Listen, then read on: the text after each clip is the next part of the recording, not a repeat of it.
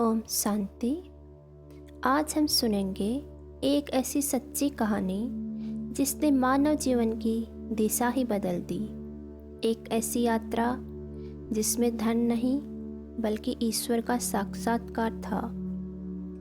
ये कहानी है शिव बाबा और ब्रह्मा बाबा की, उस अलौकिक प्रेम की जिसने पूरी दुनिया में शांति और आत्म जागृति का दीप जलाया। सन 1876 हैदराबाद सिंध का नगर। एक संपन्न परिवार में जन्म लेते हैं लेखराज कृपलानी। बचपन से ही उनका स्वभाव गंभीर और दयालु था। व्यापार में सफलता मिली। कराची में डायमंड्स एंड पर्ल्स नाम से हीरे जवाहरात का बड़ा व्यवसाय खड़ा किया, पर भीतर कुछ अधूरा था। धन था, यश था, परिवार था, पर मन पूछता था, क्या यही जीवन है? ईश्वर कौन है? सच्चा सुख है कहाँ? उनके भीतर एक खोज जलने लगी और यही खोज उन्हें परमात्मा तक लेकर गई। सन 1936 एक रात ध्यान में बैठे लेखराज जी को दिखाई देता है एक तेजस्वी ज्योति बिंदु। वह प्रकाश धीरे धीरे उनके सामने उतरता है। वातावरण शांत हो जाता है और अचानक उन्हें एक दिव्य आवाज़ सुनाई देती है, मैं परमपिता परमात्मा शिव हूँ। मैं निराकार हूँ, सृष्टि का पिता हूँ और अब तुम्हारे माध्यम से मानवता को सच्चा ज्ञान दूंगा। लेखराज जी स्तब्ध रह गए। शरीर में दिव्य शक्ति का अनुभव हुआ और उसी क्षण से उनका जीवन बदल गया। परमात्मा शिव ने कहा, तुम्हारे माध्यम से मैं बोलूँगा। अब तुम ब्रह्मा कहलाओगे क्योंकि तुम इस सृष्टि के नव निर्माण का माध्यम बनोगे। अब लेखराज जी कृपलानी बने ब्रह्मा बाबा। उनके माध्यम से शिव बाबा बोलने लगे। दुनिया के गूढ़ रहस्य प्रकट हुए। लोग सुनते और मोहित हो जाते। तुम आत्मा हो, शरीर नहीं। मैं परमात्मा हूँ, तुम्हारा पिता। अब घर चलने का समय आया है।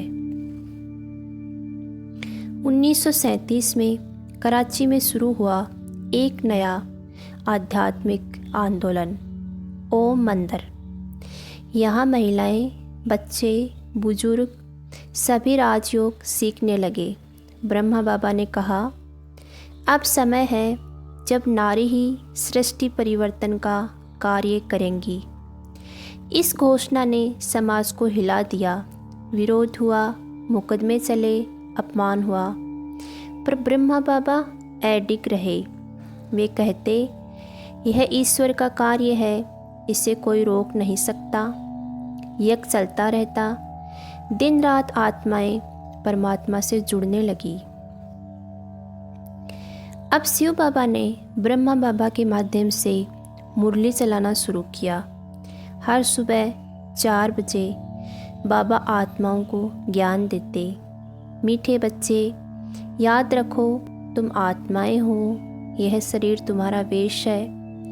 अब मुझ निराकार बाप को याद करो और विकर्मों को भस्म करो। लोगों ने इस अनुभव को ईश्वरीय संदेश माना।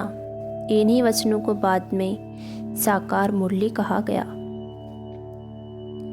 भारत विभाजन हुआ। संस्था को कराची छोड़ना पड़ा। बाबा और उनकी आत्माएं भारत आए और राजस्थान के माउंट आबू को चुन लिया। वहीं बना पहला केंद्र पांडव भवन। यहीं से शिव बाबा का ज्ञान पूरे भारत में फैलने लगा। बाबा कहते थे, यह पर्वत स्थल देवताओं की भूमि है।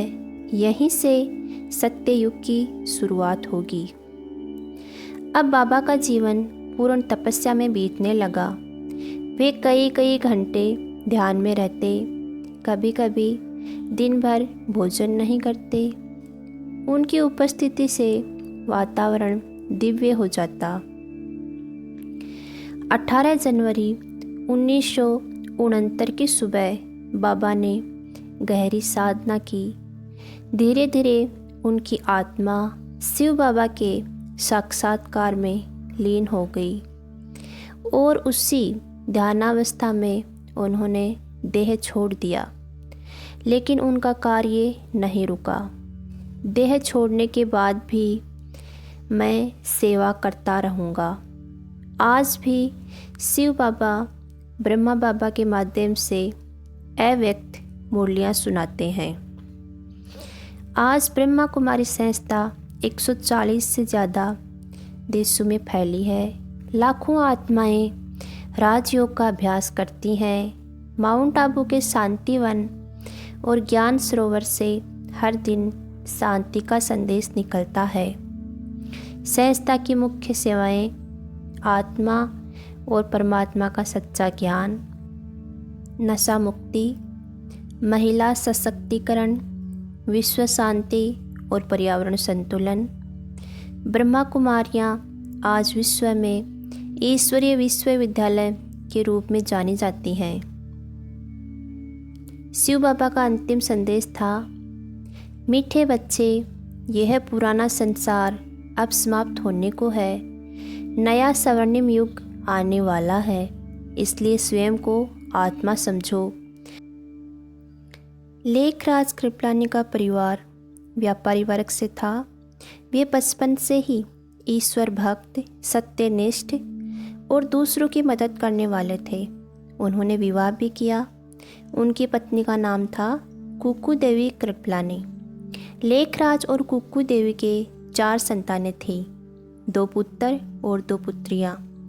उनके बड़े बेटे का नाम था रतनलाल कृपलानी और छोटे का नाम नारायण कृपलानी बताया जाता है। दोनों बेटियां भी धर्मशील और संस्कारी थी। विवाह और व्यापारिक जीवन के बीच भी लेखराज जी में हमेशा आध्यात्मिकता का आकर्षण रहा। वे भजन, कीर्तन, ध्यान और सत्संग में समय बिताना पसंद करते थे। वे हीरों और आभूषणों के बड़े व्यापारी बने। सिंध और कोलकाता दोनों जगह उनका व्यापार चलता था। उनके पिता का नाम खूबचंद कृपलानी था, जो एक सम्मानित व्यापारी और धार्मिक विचारों वाले व्यक्ति थे। माता का नाम था गोविंदी देवी, जो अत्यंत श्रद्धालु और दयालु थी। शिव बाबा कोई देहधारी आत्मा नहीं है। वे परमपिता, परम शक्ति, सर्व आत्माओं के पिता हैं। उनका कोई मानवीय शरीर नहीं। वे ज्योति बिंदु, प्रकाश बिंदु हैं, जो परम धाम शांति धाम में सदैव निवास करते हैं। जब धरती पर अधर्म, दुख और अंधकार बढ़ जाता है, तब वही परम पिता शिव आत्माओं को मार्गदर्शन देने किसी एक मनुष्य शरीर में प्रवेश करते हैं। इस सृष्टि चक्कर के अंतिम समय में उन्होंने ब्रह्मा बाबा के तन में प्रवेश किया और आरंभ हुई ईश्वरीय ज्ञान की मुहिम। जब ब्रह्मा बाबा ने व्यापार छोड़ दिया तो पूरी तरह ईश्वरीय सेवा में लग गए। तो परिवार और समाज दोनों को यह परिवर्तन स्वीकारना कठिन लगा। उनकी पत्नी कुक्कू देवी शुरू में बहुत चिंतित थी। उन्हें लगता था कि परिवार और समाज क्या कहेगा, पर समय के साथ उन्होंने भी ब्रह्मा बाबा के अंदर एक दिव्य परिवर्तन देखा और श्रद्धा से झुक गई। उनके बच्चे भी कुछ समय बाद ब्रह्म कुमारी संस्था से जुड़े और सेवा में सहयोगी बने। समाज में कई लोगों ने विरोध किया, पर ब्रह्मा बाबा डटे रहे। वे कहते थे, यह कार्य मेरा नहीं, यह कार्य स्वयं भगवान शिव का है। सन 1937 में शिव बाबा के निर्देशन में ओम मंडली की स्थापना हुई, जो आगे चलकर ब्रह्मा कुमारी ईश्वरीय विश्वविद्यालय कहलाया। शुरू में केवल कुछ परिवार जुड़े, पर ज्ञान की रोशनी इतनी तेज थी कि धीरे धीरे यह संगठन पूरे भारत में फैल गया। ब्रह्मा बाबा ने कहा, अब समय है आत्मा को जागृत करने का, क्योंकि सृष्टि चक्कर नया हो रहा है। उनका संदेश था, आत्मा निरंकारी है, परमात्मा एक है और सच्चा धर्म शांति और पवित्रता है। ब्रह्मा बाबा ने अपना सब कुछ, धन, नाम, परिवार, ईश्वर को अर्पित कर दिया। वे कहते थे, जो कुछ मेरा है वह वास्तव में शिव बाबा का है। उन्होंने 18 जनवरी 1969 को देह त्याग किया, पर उस दिन भी मुस्कुराते हुए कहा, मैं अपने परम पिता के पास जा रहा हूँ। आज भी ब्रह्मा बाबा की आत्मा शिव बाबा के साथ साकार सेवा में अनुभव की जाती है। आज ब्रह्मा कुमारी संस्था 140 से अधिक देशों में फैल चुकी है।